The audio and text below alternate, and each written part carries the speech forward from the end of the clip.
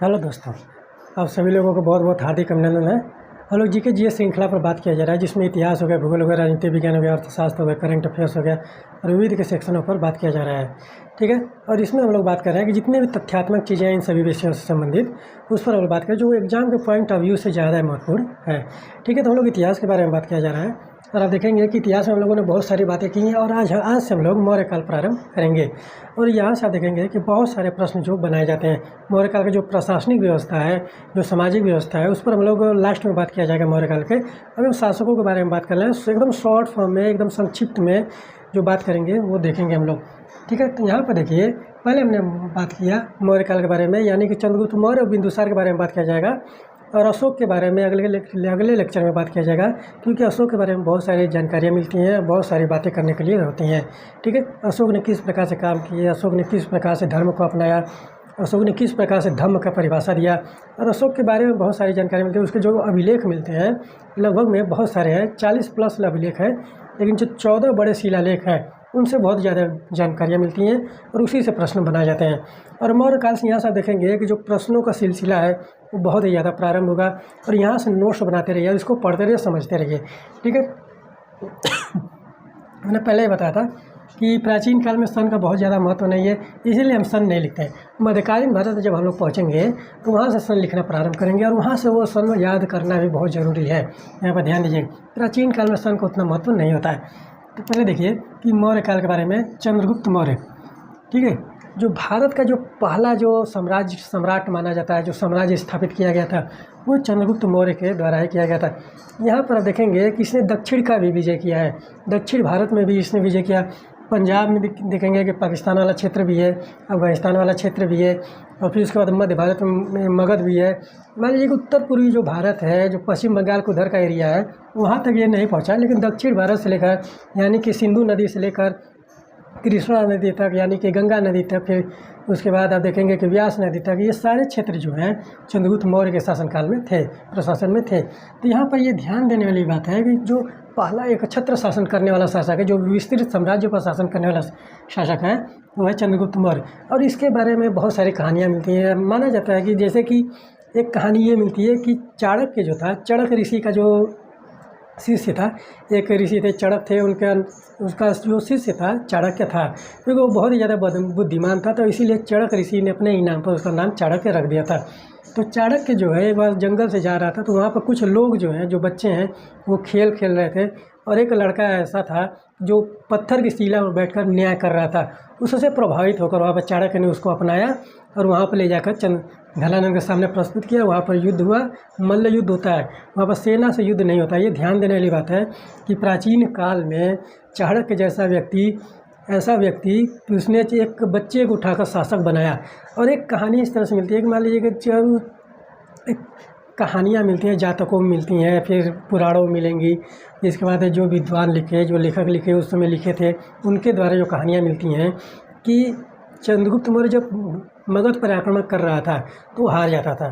ठीक है, इस तरह से कि चंद्रगुप्त मौर्य जो है मगध पर आक्रमण कर रहा था तो हार जाता था और घनानंद की सेना से वो हार जाता था। वहाँ पर उसने एक बार हार कर भाग कर जंगल में गया, जंगल में देखा कि एक झोपड़ी है, वहाँ पर एक माँ है, एक बेटा है। वो माँ जो है अपने बेटे को रोटी बना कर देती है, तो जो बेटा है वो रोटी को बीच से ही तोड़ता है तो उसका हाथ जल जाता है। तो उसकी माँ जो कहती है कि बेटा पहले किनारे किनारे से तोड़ कर खाओ, फिर बाद में बीच में का खाओ। तो वहाँ पर उस बात को सुनकर चंद्रगुप्त मौर्य इतना प्रभावित हुआ और बाद में आप देखेंगे चंद्रगुप्त मौर्य ने धीरे धीरे किनारे से जो सेना है, जो बाएं भाग है जो साम्राज्य का, वहाँ से आक्रमण करते करते धीरे धीरे वो साम्राज्य में प्रवेश करता है और घनानंद को चैलेंज करता है। ठीक है, तो यहाँ पर ये सारी कहानियाँ मिलती हैं, लेकिन जो प्रमाणित कहानी है कि चाणक्य के द्वारा चंद्रगुप्त मौर्य को शिक्षित किया गया और फिर वह जाकर मगध पर आक्रमण तो किया, लेकिन जो घनानंद है उसको मल्ल युद्ध के लिए पुकारा था, ललकारा था। ठीक है, तो यहाँ पे ये सोचिए कि जो चाणक्य है ऐसा क्यों किया, क्योंकि चाणक्य जो अपमानित हुआ था घनानंद के शासन में, वहाँ पर राज दरबार में अपमानित हुआ था, उस अपमान का बदला लेने के लिए पूरा समूल नाश ही कर दिया। ये देखने वाली बात है, सोचने वाली बात है कि एक ब्राह्मण व्यक्ति जो है उसने अपनी शिखा को बांधा और कहा कि जब तक नंद वंश का खात्मा नहीं हो जाता तब तक मैं ये शिखा खोलूँगा नहीं। ठीक है। तो इस प्रकार से जो प्रण है, जिस प्रकार से देखिए कि जो प्रतिज्ञा ली जाती है उसको पूरा करने के लिए लोग क्या क्या करते हैं, और आजकल की तो बात तो निराली है। ठीक है, आजकल की तो बात है ही निराली है। फिर उसके बाद देखिए कि उस तरह से कहानियाँ मिलती है चंद्रगुप्त मौर्य के बारे में। जब चंद्रगुप्त मौर्य राजगद्दी पर बैठता है तो वहाँ देखेंगे कि 322 ईसा पूर्व में इसने 322 ईसा पूर्व में मौर्य वंश की स्थापना मगध पर किया था। ठीक है, 322 से शायद 298 तक ये बैठता है। 298 ईसा महत्वपूर्ण नहीं है, इसीलिए हमने लिखा नहीं, बताया नहीं। तो ये इतना जान लीजिए कि 322 ईसा पूर्व में मौर्य वंश की स्थापना होता है, और एक छत्र शासन करने वाला प्रथम शासक जो है वो चंद्रगुप्त मौर्य है। और इसके बाद जितने भी शासक मिलेंगे, जितनी भी प्रशासन की चीज़ें देखने को मिलेंगी, वो बहुत ही ज़्यादा महत्वपूर्ण होंगी, और वहीं से प्रश्न बनाए जाते हैं प्राचीन काल में। ये ध्यान दीजिएगा। तो पहले हम जानते हैं कि जो मौर्य काल है उसके जो जानने का जो स्रोत है वो कौन कौन से हैं। पहले तो अर्थशास्त्र के बारे में बात करें। इसका जो लेखन किया गया था चाणक्य के द्वारा किया गया था।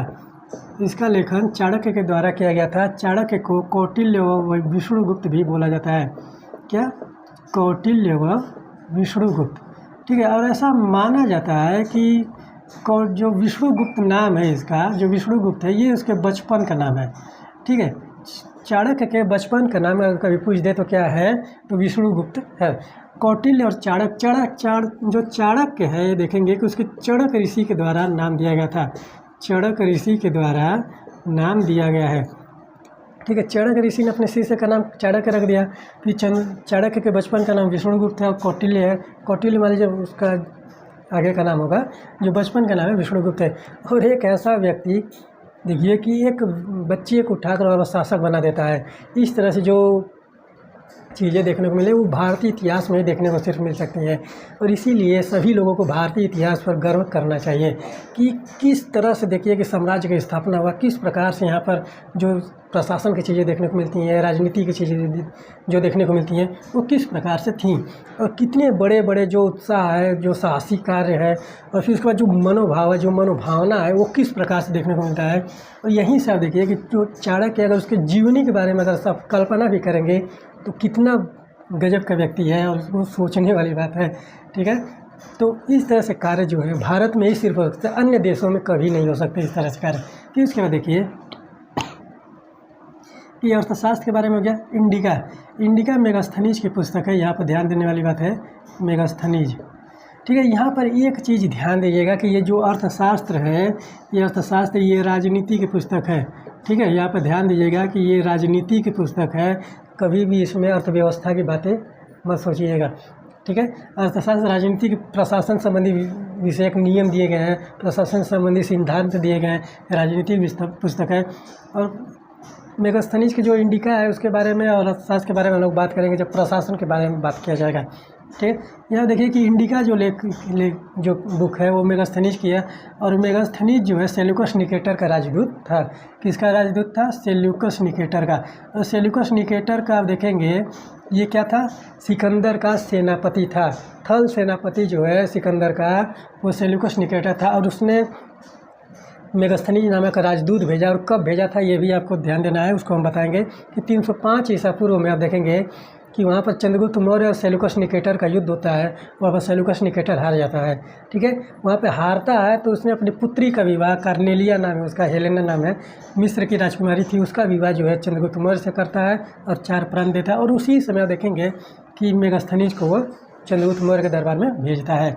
ठीक है, फिर उसके बाद अभिलेखों की अगर बात करें, अभिलेख में बहुत सारे अभिलेख हैं। ठीक है, जूनागढ़ का अभिलेख है। फिर उसके बाद देखेंगे कलिंग नरेश खारवेल का अभिलेख है। ठीक है, हाथी गुम्फा का अभिलेख, जूनागढ़ का अभिलेख आप देखेंगे कि रुद्रदामन का। फिर अशोक के अपने खुद के अभिलेख मिलते हैं, 40+ लगभग में अभिलेख अशोक के मिलते हैं, और जिसमें से 14 बड़े शिलालेख हैं उसका महत्व बहुत ज़्यादा है। ठीक है, यहाँ पर अभिलेखीय साक्ष्य जो है बहुत ज़्यादा है। ठीक है, फिर उसके बाद देखिए इन दोनों के बारे में हमेशा याद रखिएगा, इनके बारे में पूछता है, इनके बारे में प्रशासन जब बात किया जाएगा, समाज के बारे में बात किया जाएगा, इन दोनों में क्या चीज़ें दी गई हैं उसके बारे में हम लोग बात करेंगे। फिर उसके बाद देखिए कि चंद्रगुप्त मौर्य ने चाणक्य की सहायता से घनानंद को हरा कर 322 ईसा पूर्व में वहाँ पर मौर्य वंश की स्थापना किया था। और विद्वानों का मानना है कि यहाँ पर ये मौर्य वंश था, वैशाली के निकट था, वैशाली और गढ़राज्य के निकट था मौर्य वंश। जो उस तरह से देखिए जो आदिवासी लोग थे जो जंगल में रहते थे, उनसे ये मौर्य वंश का था। इसीलिए इस प्रशासन का जो साम्राज्य है उसका नाम मौर्य वंश पड़ा। मौर्य कुल से इसकी माता संबंधित थी। इस तरह से बातें भी मिलती हैं। इसीलिए कहा जाता है कि जो वहाँ पर प्राचीन काल है वहाँ पर कोई भी चीज़ विशेष तौर पर स्पष्ट रूप से देखने को नहीं मिलता है। वहाँ पर किंवदंतियाँ मिलती हैं, वहाँ पर कथाएँ मिलती हैं, कहानियाँ मिलती हैं, और वहाँ पे ये सारी चीज़ें हैं जिससे बहुत ही ज़्यादा कन्फ्यूजन होता है, विवादास्पद होता है, और उसी से प्रश्न उठाकर पूछ लेते हैं कि किसने क्या कहा। ठीक है, तो यहाँ पे ये सारी बातें ध्यान दीजिएगा। फिर इसके बाद देखिए कि मुद्रा राक्षस में चंद्रगुप्त मौर्य का क्या कहा गया। ये विशाख दत्त की पुस्तक है, यहाँ पर ध्यान दीजिएगा, विशाख दत्त। ठीक है, मुद्रा राक्षस में विशाख दत्त की पुस्तक है। विशाख दत्त के मुद्रा राक्षस में चंद्रगुप्त मौर्य को विरीसल शब्द का प्रयोग किया गया है, कुलहीन शब्द का प्रयोग किया गया है, यानी कि निम्न जाति का माना गया है। चंद्रगुप्त मौर्य को निम्न जाति का माना गया है। कहाँ माना गया है? मुद्रा राक्षस में। मुद्रा राक्षस किसी पुस्तक है? विशाख दत्त की। ठीक है, तो यहाँ पर ध्यान दीजिएगा। फिर उसके बाद देखिए कि महावंश तो बौद्ध धर्म की पुस्तक है, यहाँ पर ध्यान दीजिएगा। महावंश जो है बौद्ध धर्म की पुस्तक है, और शायद इसकी रचना तो जो है और देखेंगे कि हेमचंद्र ने किया है। महाबोधिवंश उसको बोला जाता है। तो महाबोधिवंश की जो पुस्तक उसकी रचना हेमचंद्र ने शायद किया है। तो यहाँ पर महावंश में बौद्ध धर्म के पुस्तक है। और अर्थशास्त्र भी बताया कि कौटिल्य की पुस्तक है। ठीक है, चाणक्य की। ठीक है, तो यहाँ पर ध्यान दीजिएगा, कौटिल्य की। और इसमें क्षत्रिय बोला गया है। ठीक है, चंद्रगुप्त मौर्य को अर्थशास्त्र और महावंश में क्षत्रिय बोला गया। फिर इसके बाद देखिए कि बृहद कथा मंजरी, ये किसकी पुस्तक है? क्षेमेंद्र की पुस्तक है। यहाँ पर ध्यान दीजिएगा, बृहद कथा मंजरी जो है क्षेमेंद्र की पुस्तक है। और कथा सरित सागर जो है, यहाँ पर हम लिख देते हैं, कथा सरित सागर जो है सोमदेव की है, सोमदेव। यहाँ पर ध्यान दीजिएगा कि जो पुस्तकों में विवरण मिलते हैं, जैसे कि पुस्तकों में जो लिखा गया है विद्वानों के द्वारा लिखा गया है, जो लेखकों के द्वारा लिखा गया है, और देखिए कि बृहद कथा मंजरी और कथा सरित सागर में चंद्रगुप्त मौर्य को शूद्र भी बोला गया है। और एक लेखिका है, यहाँ पर देखेंगे कि रोमिला थापर करके, अर्ली इंडिया शायद उनकी पुस्तक है, अर्ली इंडिया, उसको पढ़िए। उसमें भी चंद्रगुप्त मौर्य के बारे में इसी तरह के शब्दों का प्रयोग किया गया है। चंद्रगुप्त जो मौर्य जो है वहाँ पर निम्न जाति से उत्पन्न था और क्षत्रिय वंश से भी संबंधित माना जाता है इस तरह से। तो बहुत सारे चंद्रगुप्त मौर्य के जो उत्पत्ति का सिद्धांत है, बहुत सारे कन्फ्यूजन वाले जो वहाँ पर जो विद्वानों ने कहा उसी के आधार पर यहाँ पर बातें की जाती हैं। ठीक है, तो अगर आगे चलो कोई और भी कुछ चीज़ें मिल जाती हैं तो वो भी इसमें ऐड हो जाएगा। ठीक है, तो ऐसा ये मान्य नहीं है, प्रमाणित नहीं है कि चंद्रगुप्त मौर्य जो है क्षत्रिय था, शूद्र था, किस वहाँ पर निम्न जाति का था। तो उस तरह से वो कोई प्रमाणित नहीं है, कुछ भी मिल सकता है। अगर आगे चल के भी वहाँ पर खोजा जाए, कुछ रिसर्च किया जाए, शोध किया जाए, अगर उसमें कुछ और मिलता है तो वो भी चीज़ें मान्य हो जाएंगी। तो यहाँ पर ये चीज़ समझने वाली बात है कि ह्यूमैनिटीज़ के विषय जो है, जो मानविकी के विषय जो है, उसमें कोई भी चीज़ प्रमाणित नहीं है, वहाँ पर उसका खंडन हो सकता है। ये ध्यान देने वाला, कितने भी बड़ा सिद्धांत क्यों न हो, कितना भी बड़ा विचारधारा क्यों न हो, उसका खंडन किया जा सकता है। ये ध्यान देने वाली बात है। इसको कभी भी आप प्रमाणित मान कर मत चलिए कि यही सत्य ही है। ठीक है, तो ह्यूमैनिटीज़ में यही चलता है, और इस तरह से चीज़ें कन्फ्यूजन पैदा कर देती है। और ये आप एक चीज़ को मत लेकर एक चीज़ के मत को लेकर हम लोग आगे नहीं बढ़ सकते। ठीक है, तो यहाँ पर हमेशा खंडन करें, चिंतन मनन करना बहुत ज़रूरी है। मानविकी के विषयों में चिंतन मनन बहुत ज़रूरी है। ठीक है, जब तक सोचेंगे नहीं, समझेंगे नहीं, तब तक चीज़ें भी स्पष्ट नहीं होंगी। ठीक है, फिर इसके बाद देखिए कि विद्वान जो विदेशी जो भारत में आए, जो मान लीजिए आधुनिक भारत में जो देखने को मिलता है, जो मध्यकालीन भारत में जो विदेशी आए, उन्होंने किस प्रकार चंद्रगुप्त मौर्य को प्रदर्शित करने का प्रयास किया। कि विलियम जोन्स ने क्या कहा कि चंद्रगुप्त मौर्य को सेंड्रोकोट्स कहा था। एक अभिलेख मिलता है वहाँ पर आप देखेंगे कि एक अभिलेख में वहाँ पर कुछ चीज़ें मिलती थी जो चंद्रगुप्त मौर्य से संबंधित थीं, और उसी के आधार पर विलियम जोन्स का आधुनिक भारत का है। ठीक है, आधुनिक भारत में आया था। विलियम जोन्स जो है उसको चंद्रगुप्त मौर्य को सेंड्रोकोट्स बोलता है। फिर एरियन व प्लूटार्क ने चंद्रगुप्त मौर्य के बारे में बहुत कुछ कहा है। इसने कहा कि 6 लाख की पैदल सेना थी चंद्रगुप्त मौर्य के प्रशासन में, और फिर 6 लाख की सेना लेकर चंद्रगुप्त मौर्य जो है पूरे भारत को लौट डाला। ऐसा विवरण जो है प्लूटार्क कहता है। ठीक है, और ऐसा ये प्लूटार्क ही कहता है। देखेंगे एरियन और प्लूटार्क और जस्टिन, ये 3 जो विद्वान हैं, इन तीनों ने चंद्रगुप्त मौर्य के बारे में बहुत कुछ कहा है। ठीक है, कि 6 लाख की सेना है, उसने पूरे भारत को लौट डाला। फिर चंद्रगुप्त मौर्य सेल्यूकस निकेटर के युद्ध का भी वर्णन इन लोगों ने किया है, और इन लोगों ने माना है कि चंद्रगुप्त मौर्य से सेल्यूकस निकेटर हार जाता है, और सेल्यूकस निकेटर जो अपने पुत्री का विवाह जो चंद्रगुप्त मौर्य से करता है, और चंद्रगुप्त मौर्य जो है सेल्यूकस निकेटर को 500 हाथी दान में देता है।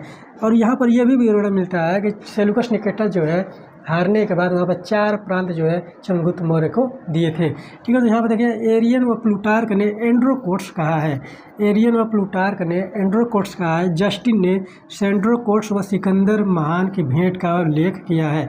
यानी कि जस्टिन ने चंद्रगुप्त मौर्य जो है और सिकंदर महान जो है उस समय था, उससे जो मिलने का जो उल्लेख किया गया है वो जस्टिन के द्वारा किया गया है।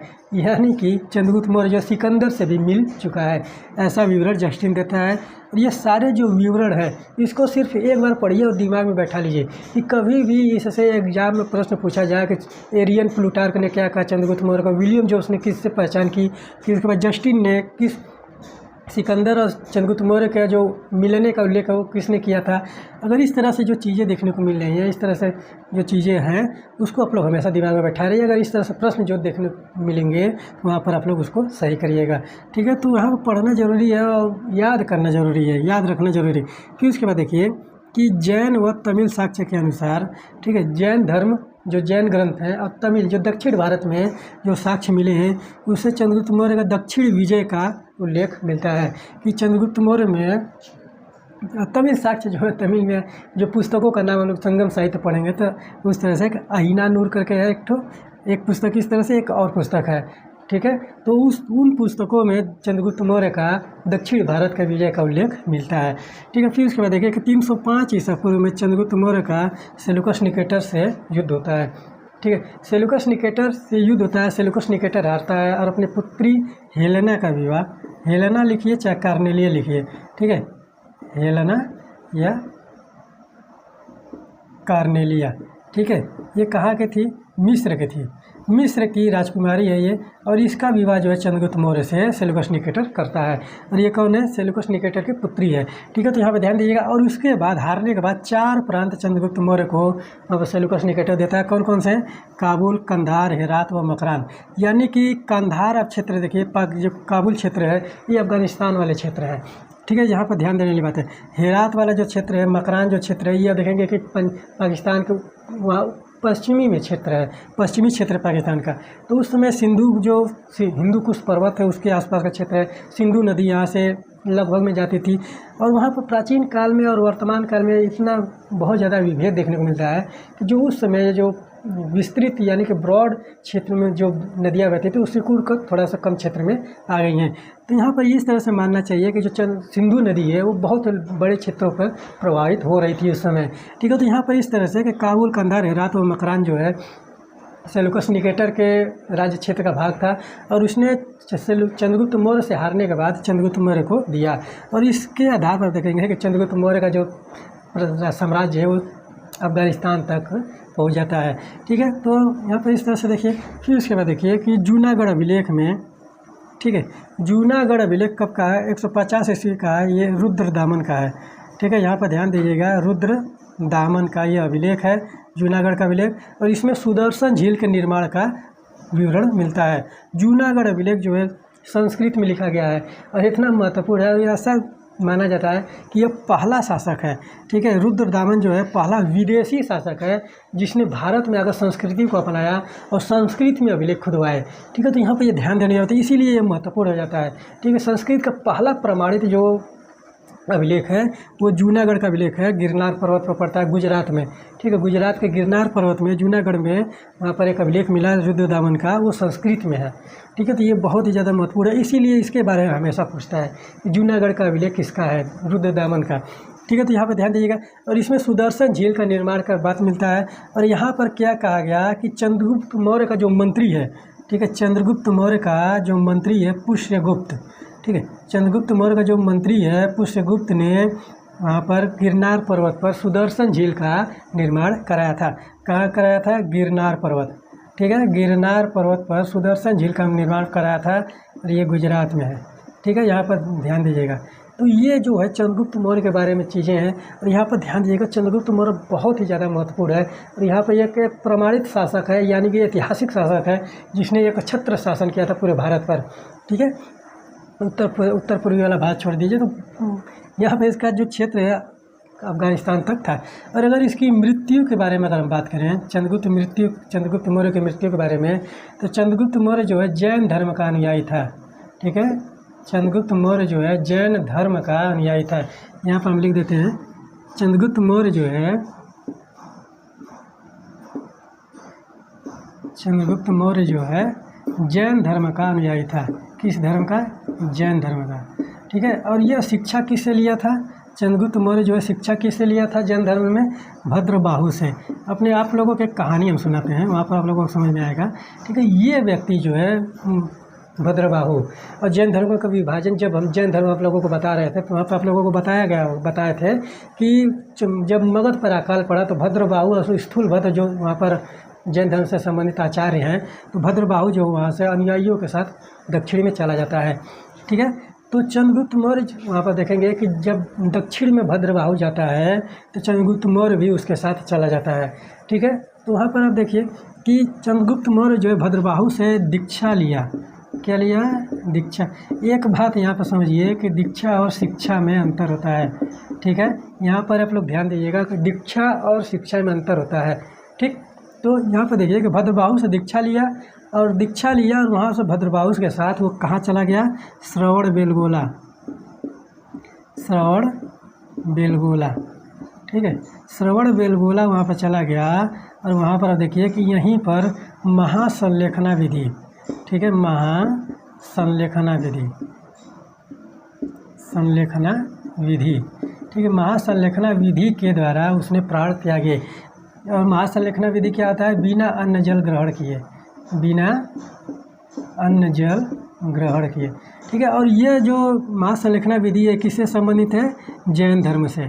ठीक है। यहाँ पर ध्यान दीजिएगा, जैन धर्म से यह विधि संबंधित है। और जब मगध पर अकाल पड़ा तो स्थूलभद्र और भद्रबाहु वहाँ पर हैं। भद्रबाहु के साथ जो दक्षिण को गए अनुयायी, और जब मगध पर अकाल खत्म होने के पश्चात वो मगध में वापस आए तो इनको वहाँ से निकाल दिया गया, डिबार कर दिया गया। ठीक है। मगध से डिबार किया गया तो भद्रबाहु ने वहाँ पर एक जैन धर्म का एक अलग संप्रदाय स्थापित किया। उसे क्या बोला जाता है? दिगंबर। ठीक है। तो इसको क्या बोला गया? दिगंबर। इसके अनुयायी जो बने दिगंबर बने। ठीक है। और जो स्थूल भद्र के अनुयायी हैं वो श्वेतांबर बने। यानी कि जो स्थूल भद्र के अनुयायी जो हैं श्वेतांबर बने।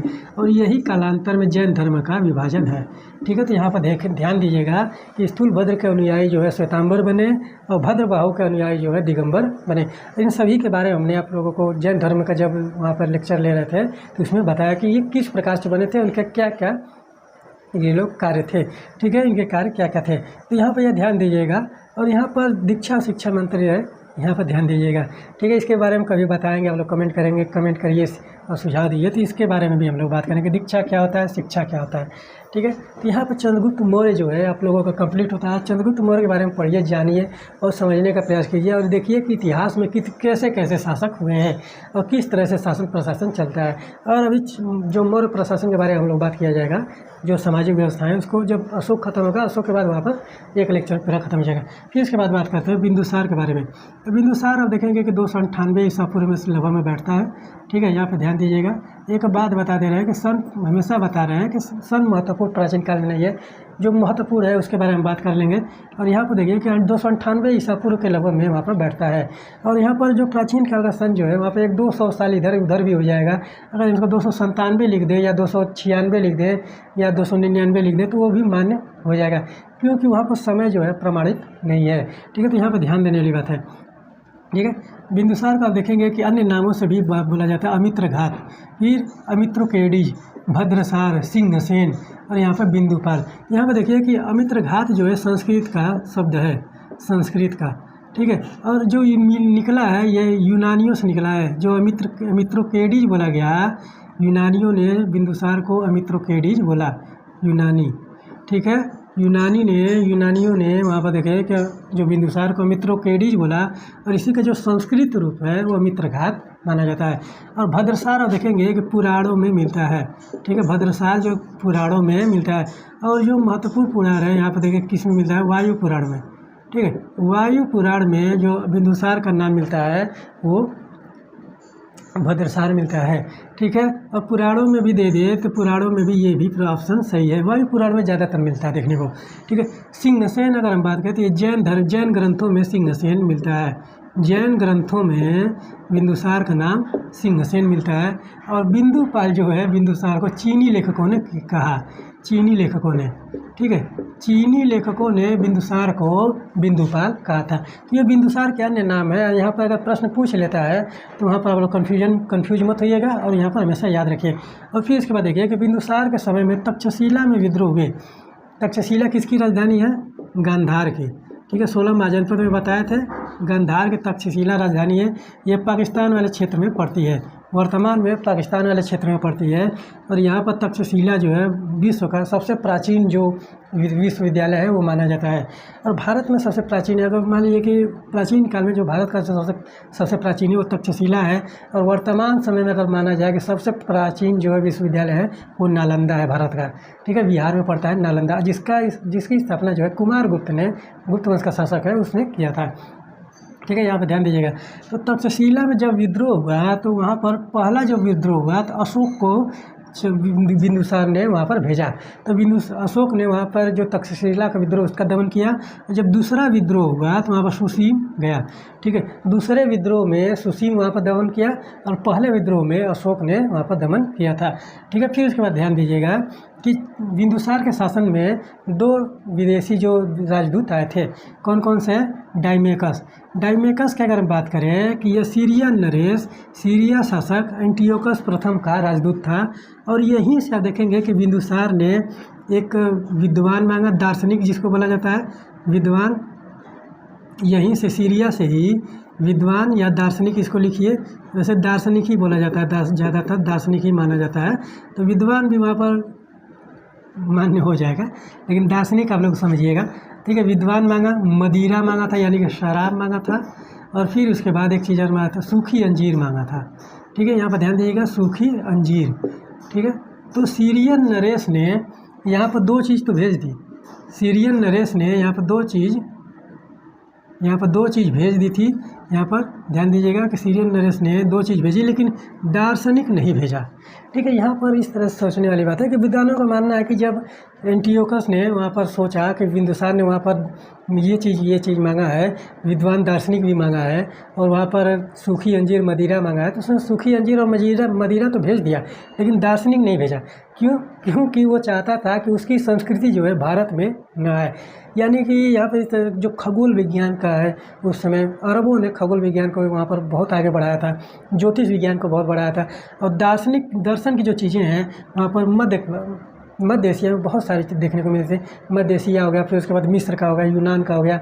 यूनान को वर्तमान समय में ग्रीस बोला जाता है, ग्रीस, ठीक। ग्रीस जो है यूरोप का राज्य है इसमें, और मिस्र जो है अफ्रीका का भाग है। तो ऐसा माना जाता है कि ये जो क्षेत्र हैं प्राचीन काल में आपस में जुड़े हुए होंगे, या इन पर एक छत्र शासन रहा होगा, इसीलिए इनको मिलाकर देखा जाता है। यूनान अगर हम बोले तो यूनान में आपका मिस्र भी आ जाएगा, ग्रीस भी आ जाएगा। यानी यहाँ पे इस तरह सोचिए कि जो ग्रीस है वो यूरोप में पड़ता है, और यहाँ पर मिस्र जो है वो अफ्रीका महाद्वीप में पड़ता है, ठीक है। तो इस तरह से देखा जाता है। तो यहाँ पर देखिए कि जो सीरिया है ये फारस वाला क्षेत्र होगा, मिस्र के क्षेत्र में था, ठीक है। तो यानी कि यूनान में बहुत बड़ा क्षेत्र था, ठीक है। तो सीरियन नरेश जो है एंटियोकस का जो राजदूत है, डाइमेकस जो है बिंदुसार के शासनकाल में आता है। और बिंदुसार ने एंटियोकस से मदिरा, सूखी अंजीर और दार्शनिक मांगता है, और सीरियन नरेश एंटियोकस ने सूखी अंजीर और मदिरा जो भेज देता है, लेकिन दार्शनिक नहीं भेजता है, ठीक है। तो यहाँ पे ध्यान दीजिएगा। फिर उसके बाद देखिए कि मिस्र के राजा फिलाडेल्फस द्वितीय, ठीक है, फिलाडेल्फस द्वितीय ने बिंदुसार के शासनकाल में डायनोसियस नामक एक राजदूत भेजता है। और ये दोनों राजदूत यहाँ पर ध्यान दीजिएगा कि दोनों जो हैं अशोक के शासनकाल में भी देखने को मिलेंगे, वहाँ तक ये रहते हैं, ठीक है। और चंद्रगुप्त मौर्य के शासनकाल में एक ही राजदूत है, मेगास्थनीज, सेल्यूकस निकेटर का, ठीक है। तो यहाँ पर ध्यान दीजिएगा। और चंद्रगुप्त मौर्य जो है आजीवक संप्रदाय का अनुयायी था, ठीक है। चंद्रगुप्त मौर्य जो है आजीवक संप्रदाय का अनुयायी था। इसका जो स्थापना किया था तो मोखलीपुत्र गोसाल, ठीक है, मोखलीपुत्र गोसाल, ठीक है। मोखलीपुत्र गोसाल ने इस संप्रदाय की स्थापना किया था। यहाँ पर ध्यान दीजिएगा, ठीक है। तो मुखलिफ पुत्र गोसाल जो है वहाँ पर आजीवक संप्रदाय की स्थापना किया और उसी का जो है अनुयायी बिंदुसार था। और मौर्य काल ऐसा एक साम्राज्य है, शासन प्रशासन है, जिसमें 3 धर्म के अनुयायी देखने को मिलेंगे, अलग अलग देखने को मिले। चंद्रगुप्त मौर्य था, जैन धर्म का अनुयायी था। बिंदुसार जो है आजीवक संप्रदाय का अनुयायी है। फिर अशोक जो है देखेंगे कि बौद्ध धर्म का अनुयायी वो है, ठीक है। तो यहाँ पर ध्यान दीजिएगा। तो आजीवक संप्रदाय की स्थापना मुखलिफ पुत्र गोसाल ने किया था, जिसका जो अनुयायी बना बिंदुसार बना था। फिर इसके बाद देखिए कि तारानाथ कौन है? बौद्ध विद्वान है, ठीक है। बौद्ध धर्म से ये आचार्य हैं, बौद्ध विद्वान, ठीक है। तो यहाँ पर ध्यान दीजिएगा कि बौद्ध विद्वान तारानाथ के अनुसार बिंदुसार के शासनकाल में 16 राज्य थे, ठीक है। यानी कि तारानाथ ने कहा कि बिंदुसार जो है 16 राज्यों का विजेता था, ठीक है। तो यहाँ पर ये सोचिए 16 राज्य थे, 16 महाजनपद तो प्राचीन काल में देखने को मिलते हैं। यानी कि 16 राज्य जो बिंदुसार के शासनकाल में थे, यानी कि चंद्रगुप्त मौर्य ने 16 राज्य जीते। यहाँ पे बिंदुसार के लड़ाइयों का उल्लेख नहीं मिलता है, लेकिन चंद्रगुप्त मौर्य का एक ही लड़ाई का उल्लेख मिलता है जो सेल्यूकस निकेटर के साथ हुआ था। बाकी इसने तो बहुत सारी लड़ाइयाँ लड़ी, लेकिन उसके जो ऐतिहासिक साक्ष्य हैं, जो राज्य हैं, जो राजा हैं, उनके बारे में जानकारियाँ नहीं मिलती हैं, ठीक है। तो यहाँ पे ये ध्यान देने की बात है। और बिंदुसार के लड़ाइयों का उल्लेख नहीं मिलता, लेकिन तारानाथ के अनुसार 16 राज्य इसके राज्य साम्राज्य में थे, ठीक है। यहाँ पे ये सोचिए कि जो भारत का पहला ऐतिहासिक शासक है, जो पहला उस तरह से देखा जाता है कि जो पहला ऐतिहासिक शासक है, प्रमाणित शासक है, वो कितने बड़े साम्राज्य पर शासन किया, ठीक है। तो यहाँ पर ध्यान देना। अशोक के बारे में जब हम लोग पढ़ेंगे तो पूरा भारत अशोक का देखने को मिलेगा। पूरे भारत दक्षिण में देखेंगे, चोल चेर पांड्य हटा दें तो उनका जो छोटा सा क्षेत्र इस तरह से बचता है, त्रिभुजाकार इस तरह से मिलता है, ज़्यादातर इस तरह से देखने को मिलता है त्रिभुजाकार। तो त्रिभुजाकार के लगभग में मिलता है जो चोल चेर पांड्य हैं। लेकिन उनको अगर छोड़ दिया जाए तो पूरा अफगानिस्तान से लेकर भारत का जितना भी क्षेत्र है वहाँ पर अशोक के शासनकाल में देखने को मिलेंगे। और अशोक ने जिस तरह से शासन किया, अशोक ने जिस तरह से कार्य किए हैं, वो बहुत ही ज़्यादा उल्लेखनीय है भारत के लिए। और इसीलिए कहा जाता है कि अपने जो धर्म है, जो शासन व्यवस्था है, जो साम्राज्य हैं, जो शासक वर्ग हैं, उन पर गर्व करने की बात आ जाती है। तो यहाँ पे ये सोचने वाली बात है, समझने वाली बात है, चिंतन मनन करने वाली बात है। वह सोच कर देखिएगा कि चंद्रगुप्त मौर्य ने कितने बड़े साम्राज्य पर शासन किया था, ठीक है। यहाँ पर आप लोगों का चंद्रगुप्त मौर्य और जो बिंदुसार है वो समाप्त होते हैं और मौर्य काल यहाँ से प्रारंभ हुआ है। आप लोग चैनल से बने रहें और हमेशा कमेंट करते रहें, अपने सुझाव देते रहें, ठीक है। मिलते हैं कल के लेक्चर में अशोक के साथ। तब तक के लिए धन्यवाद।